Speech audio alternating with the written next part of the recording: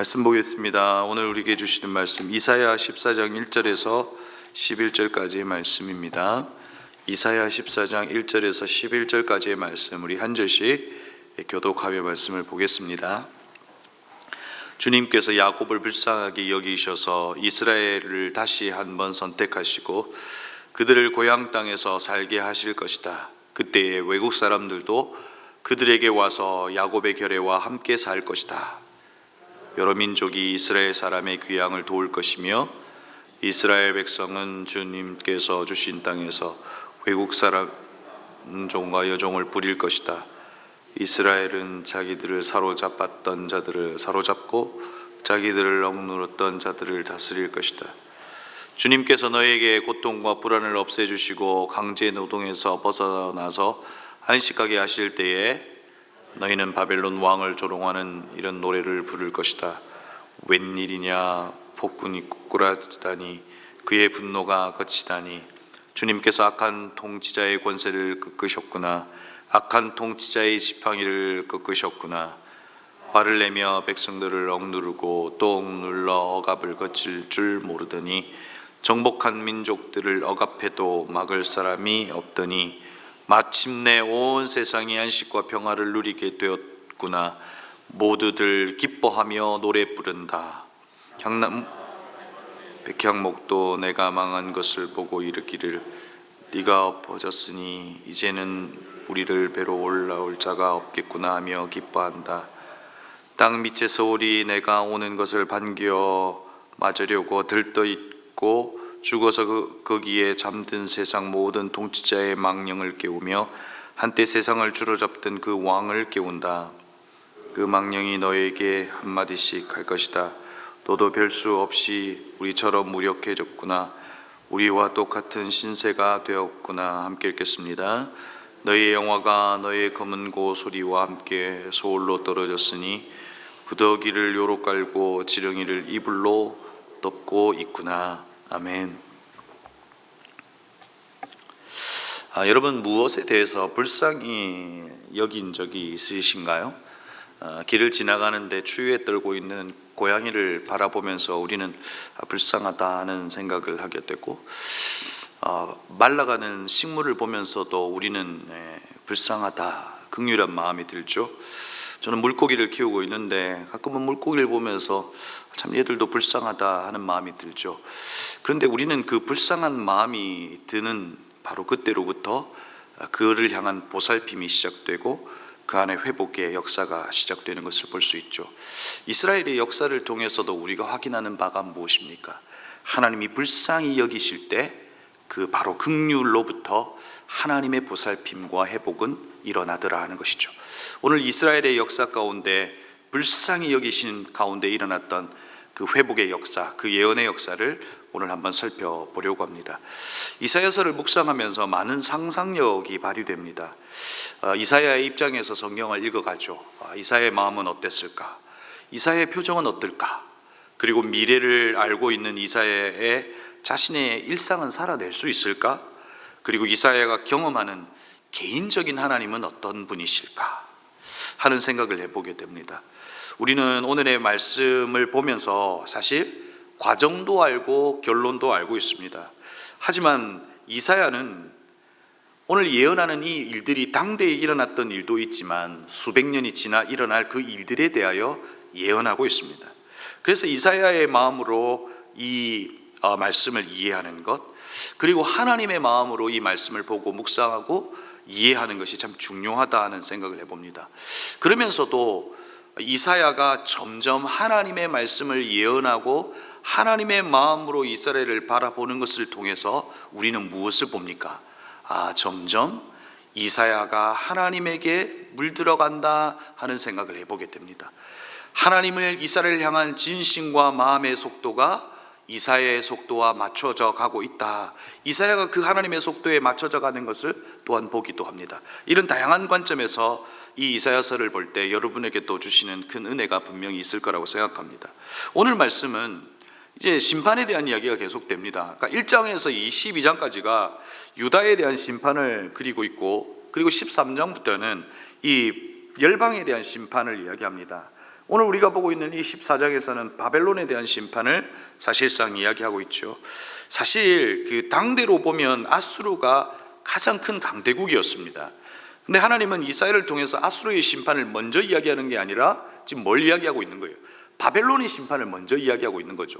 그러니까 하나님은 모든 이 인류의 역사의 시간표를 알고 계신 하나님께서 사실은 가장 강대국인 이 아수르의 심판을 이야기하고 있는 것이 아니라 가장 큰 세력이 되었고 또 가장 큰 아픔을 주었던 바벨론의 이 심판으로부터 먼저 이야기하고 있다는 거예요. 아직은 세계를 지배하는 나라가 분명은 아니지만 바벨론은 이 시간이 흘러 한 150년이 지나면 나중에 누구를 멸망시킵니까? 이 바벨론이 유다를 멸망시키고 또 그로부터 50년이 지난, 그러니까 지금 이 예언이 있는 200년 후로 이후가 되면 야곱 족속이 포로에서 돌아올 것이다. 그러니까 다시 말해서 바벨론의 멸망에 대한 이야기가 사실 오늘의 이야기인 거죠. 그러니까 하나님은 이 아수르의 심판을 먼저 이야기하신 것이 아니라 가장 큰 세력이 되고 가장 큰 영향력이 될 바벨론의 심판을 먼저 이야기하고 계시다는 거죠. 자, 어떻게 오늘 말씀이 시작되죠? 1절이죠. 주님께서 야곱을 불쌍히 여기셔서 이스라엘을 다시 한번 선택하시고 그들을 고향 땅에서 살게 하실 것이다. 그때에 외국 사람들도 그들에게 와서 야곱의 결례와 함께 살 것이다. 앞에서도 언급했듯이 하나님의 역사의 시작은 불쌍히 여기시는 것으로부터 시작됩니다. 하나님의 긍휼이 하나님의 역사로 이어지더라는 거예요. 하나님께서 불쌍히 여기시는 것으로부터 사실상 주의 일하심은 시작된다는 것이죠. 이스라엘은 포로에서 돌아오는 것을 예언하지만 반대로 오늘 이 말씀은 바벨론의 멸망이기도 하죠. 그들의 회복은 이스라엘만 누리는 것이 아니라 오늘 성경을 보니까 외국 사람들도 그들에게 와서 함께 살 것이다 라고 이야기하죠. 그러니까 외국 사람들도 누리는 은혜가 있을 것이다, 바로 그때가 있을 것이다 라고 이야기하죠. 그러면서 2절에서는 억누르던 자들을 다스리게 될 것이다, 오히려 너희들이 다스리게 될 것이다 라고 이야기하면서 역전의 하나님을 말하고 있는 겁니다. 하나님은 하나님의 정확한 때에 역전케 하실 것이다 라고 이야기하고 있는 것이죠. 이것은 어떤 운명론적으로 정해놓은 운명이라기보다 성경의 전체적 관점에서 특별히 이사야서를 통해서 보더라도 우리가 알게 되는 것은 무엇입니까? 정해놓은 운명이라기보다 그들이 하나님의 마음을 깨닫고 다시 하나님의 말씀을 듣기 시작할 때 하나님께서는 모든 삶을 돌이키셔서 회복케 하신다, 역전케 하시는 하나님이다, 그것이 가능하신 하나님이시다라고 하는 이야기를 하고 있는 것이죠. 성경 전체에서 보는 그 하나님의 열심의 결론은 무엇입니까? 바로 선입니다. 하나님께서 이 이사야를 통해서 하나님의 열심으로 반드시 이루겠다라고 하는 메시아의 예언을 이야기하고 있고, 이 이사야 전체의 맥락 속에 담겨져 있는 하나님의 열심이라고 하는 것이 있는데, 그 하나님의 열심의 결론이 뭐냐는 거예요. 선이에요. 하나님의 성품을 드러내신다는 거예요. 역전케 하시는 하나님, 회복케 하시는 하나님, 이 이스라엘을 회복케 하시는 그 하나님의 성품을 드러내고 말 것이다 라고 하는 이야기를 계속해서 하고 있는 거죠. 3절에서는 고통과 불안을 없애주시고 강제 노동에서 벗어나서 안식하게 하실 것이다, 그날이 올 것이다 라고 하는 이야기를 하고 있죠. 그리고 4절에서는 가장 강한 바벨론, 그들을 향해 어떤 말도 할 수 없었던 이들을 향해 조롱하는 노래도 부르게 될 것이다 라고 이야기합니다. 그 내용이 4절 중반절부터 오늘 우리가 보고 있는 11절까지 그 노래가 담겨 있죠. 이들의 분노와 억울함을 풀어주신다는 것이죠. 우리는 이 정서적인 감정을 어느 누구보다 잘 이해하죠. 우리는 일제강점기가 있었던 우리에게 가졌던 감정도 이와 같은 것이었을 거예요. 나라를 잃고 자유를 잃고 잃어버렸던 우리에게 누구보다도 더 잘 이해할 수 있는 감정이 이와 같은 감정이 아닐까 하는 생각을 해봐요.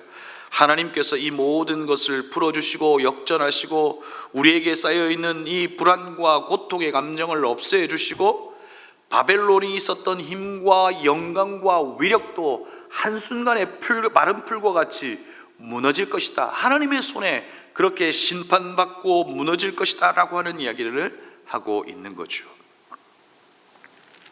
하나님께서 그렇게 하실 것이다 라고 이야기하고 있는 거죠.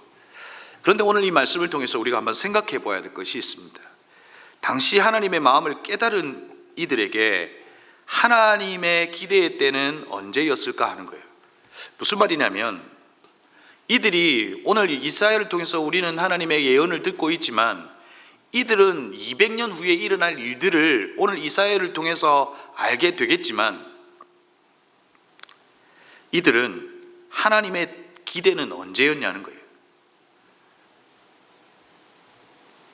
회복이 일어난 이후였을까요? 회복이 일어나고 하나님께서 말씀대로 이와 같은 일들을 행하시니 하나님은 이런 분이시구나 라고 하는 그 기대감 속에 하나님을 바라봤을까요? 성경에서 이사야를 통해서 말하고 있는 남은 자, 적어도 하나님의 말귀를 알아들을 수 있는 이들은 위기 속에서 오히려 하나님을 기대했을 거예요. 말씀하시는 하나님을 기대했을 거예요. 그 말씀 가운데 역사하실 수 있는 하나님을 기대했을 거예요. 그들은 위기 속에 하나님을 기대했고, 그 일들이 이루어졌을 때는 하나님의 하신 일로 더 큰 감격 가운데 있었을 것이다 라고 하는 것입니다. 사랑하는 성도 여러분, 우리도 우리의 삶에 위기가 있어요. 고통과 불안이 있어요. 도저히 우리의 삶의 어떤 방법과 방식으로 해결할 수 없는 어떤 일들이 우리에게 있을 수 있단 말이에요. 그때 우리는 무엇에 대한 기대여야 할까요? 하나님에 대한 기대예요. 우리가 알고 있는 하나님, 성경을 통해서 말씀하시고 있는 그 하나님에 대한 지식이 오늘의 고백과 오늘의 삶을 결정할 수 있단 말이에요. 여러분, 우리에게 어떤 회복과 우리가 기대하는 바가 이루어지고 난 이후에 그분에 대한 기대를 하나님께서 기대하시는 것이 아니라 오히려 위기 속에서도 하나님을 향한 기대, 하나님을 향한 바람, 하나님께서 역사하실 수 있는 그 하나님의 가능성에 대한 확신 속에서 오늘을 살아가기를 원하세요. 당당하게 오늘을 살아가기를 원하시죠. 그럴 때 우리는 하나님의 열심의 결론인 하나님의 선하심이 우리의 삶에 드러날 때 우리는 더 큰 감격으로 하나님을 고백할 수 있는 거죠. 하나님, 나의 하나님이시군요.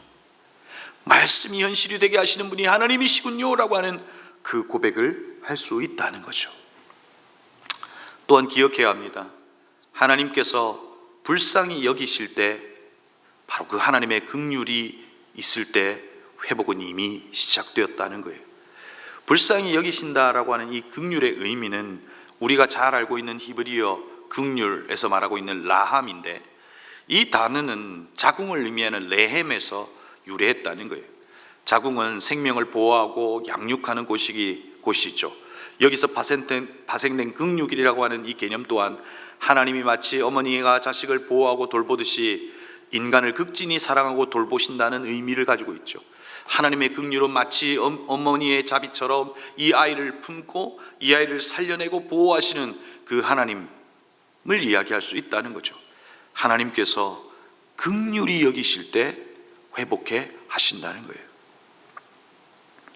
말씀을 마무리하면서 우리 청년들의 이야기를 좀 여러분과 나누려고 해요. 만전년이 주일날 찾아왔어요. 표정이 좋지 않아요. 무슨 일이 있냐라고 물어봤더니 가정 안에서 벌어지는 위기의 일이에요.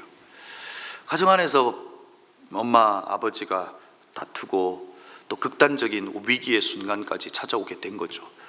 여러분, 그 위기 속에서 겪는 자녀의 고통은 여러분 이루 말할 수 없는 거죠. 그런데 그 친구에게 해줄 수 있는 말은 무엇이었을까요? 여러분, 그 친구는 그 상황을 바꾸어 놓고 싶었지만 사실 놓을 수 있는 자기에게 어떤 권한과 어떤 것도 가질 수 없었던 거죠.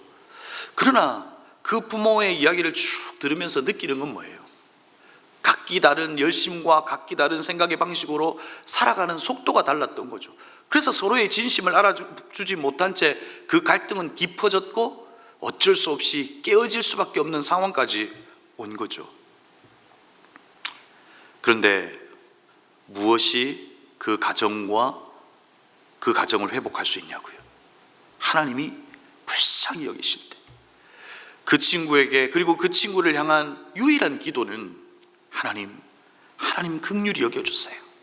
하나님 불쌍히 여겨주세요. 우리 인간은 미약해서 자기 삶의 기준과 그 기준의 부딪힘 속에서 갈등하고 넘어지고 깨어지고 그런 가정 속에 있지만, 그런 과정 속에 살아가지만 하나님 불쌍히 여겨주세요.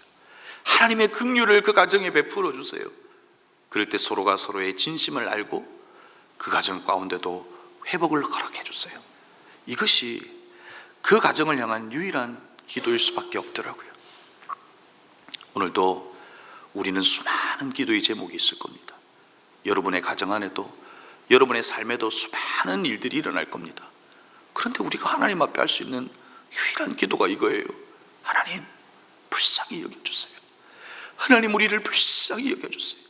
우리의 자녀를 불쌍히 여겨주세요. 우리의 가정을 불쌍히 여겨주세요. 우리의 삶을 불쌍히 여겨주세요. 왜요? 하나님이 불쌍히 여기실 때가 회복의 시작이라는 거예요. 하나님의 만지심과 회복은 그때로부터 시작된다는 거죠. 사랑하는 성도 여러분, 오늘도 우리를 불쌍히 여기시는 하나님, 우리를 그분의 품에 안아 보호하시고 회복케 하시는 그 하나님의 사랑이 우리의 삶과 우리의 가정과 우리의 자녀들에게 임할 수 있도록 하나님 우리를 불쌍히 여겨달라고 하는 이 기도가 저와 여러분의 기도가 될 수 있기를 바랍니다. 그 기도 가운데 하나님은 하나님의 선을, 하나님의 회복을 분명히 드러내실 겁니다. 그 하나님을 바라보는 저와 여러분이 되기를 주의 이름으로 축복합니다. 기도하겠습니다. 말씀을 기억하며 기도하십시다. 우리도 이 땅의 미물들을 바라보며 불쌍히 여길 때 그 불쌍히 여김 가운데 그것에 대한 보살핌과 그리고 회복이 일어나는 것을 보게 됩니다. 우리를 만드신 하나님의 마음은 어떨까 하는 거예요. 고통 가운데, 절망 가운데 살아가는 우리를 바라보며, 심판받을 수밖에 없는 이들을 바라보며 하나님은 그냥 마냥 행복해 하실까요? 아니에요. 아파하세요. 그리고 하나님의 불쌍함, 우리를 바라보시는 그 긍휼함 있단 말이에요. 그리고 그것으로부터 하나님의 회복이 시작되죠. 그래서 오늘도 우리가 여전히 기도할 것은 무엇입니까? 하나님 우리를 불쌍히 여겨주옵소서. 우리의 가정을 불쌍히 여겨주시고, 우리의 자녀를 불쌍히 여겨주시고, 한국교회를 불쌍히 여겨주시고, 이 나라와 민족을 불쌍히 여겨달라고 하는 그 기도가 오늘의 유일한 기도가 아닐까요? 오늘 시간 말씀을 기억하며 하나님 우리를 불쌍히 여기시고 우리를 회복시켜달라고 하나님의 그 레함, 그 하나님의 긍휼의 자궁 안에 우리를 뿜어주시고 우리를 회복해달라고 하는 이 기도가 우리 하나님 앞에 먼저 올려드렸으면 좋겠습니다. 그리고 오늘 목요일인데 오늘은 가정을 위하여 기도하는 날입니다. 여러분의 가정은 어떠세요? 하나님의 은혜를 누리고 계세요? 하나님의 사랑이 가득하세요? 하나님의 그 삶의 방식과 원칙들이 여러분의 가정 안에 있으신가요?